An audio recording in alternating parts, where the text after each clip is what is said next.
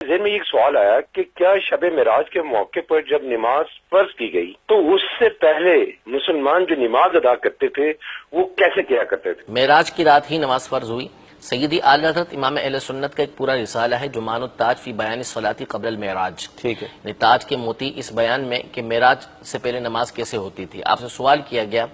کہ معراج سے پہلے حضور علیہ الصلوۃ والسلام اور آپ کے صحابہ نماز کیسے پڑھتے تھے، تو انتہائی تفصیل کے ساتھ امام اہل سنت نے اس کا جواب ارشاد فرمایا۔ اولاً تو آپ نے اس بات کو بیان فرمایا کہ معراج سے پہلے نماز کون سی پڑھتے تھے، صحیح، تو فرضیت تو کسی بھی نماز کی نہیں تھی، صرف اور صرف رات کا جو قیام تھا اس کے بارے میں اعلیٰ حضرت نے لکھا کہ صحیح ہے کہ اس کی فرضیت تھی، باقی اس کے علاوہ کسی اور نماز کی فرضیت نہیں تھی۔ بعض علماء نے صبح شام کی نمازوں کا تذکرہ کیا ہے، لیکن اعلیٰ حضرت نے فرمایا کہ فرض نہیں تھی۔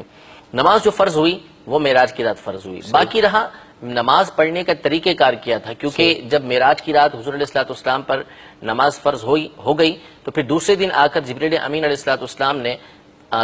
دو دن تک آ کے نماز حضور علیہ الصلوۃ والسلام کو پڑھ کے دکھائی کہ کس طریقے سے نماز ادا کرنی ہے اور ان کے اوقات کیا ہیں۔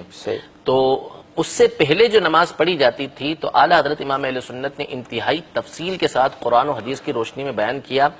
کہ جیسے نماز معراج کے بعد پڑھی جاتی تھی ویسے ہی نماز جو ہے وہ معراج سے پہلے بھی پڑھی جاتی تھی۔ اس میں تکبیر تحریمہ بھی تھی، اس میں کپڑوں کو پاک کرنا بھی تھا، اس میں تلاوت بھی تھی، اس میں رکوع بھی تھا، اس میں سجدہ بھی تھا۔ یہ تمام کی تمام باتیں اعلیٰ حضرت امام اہل سنت نے فتاوی رضویہ کی جلد 5 میں تفصیل کے ساتھ بیان کی ہیں۔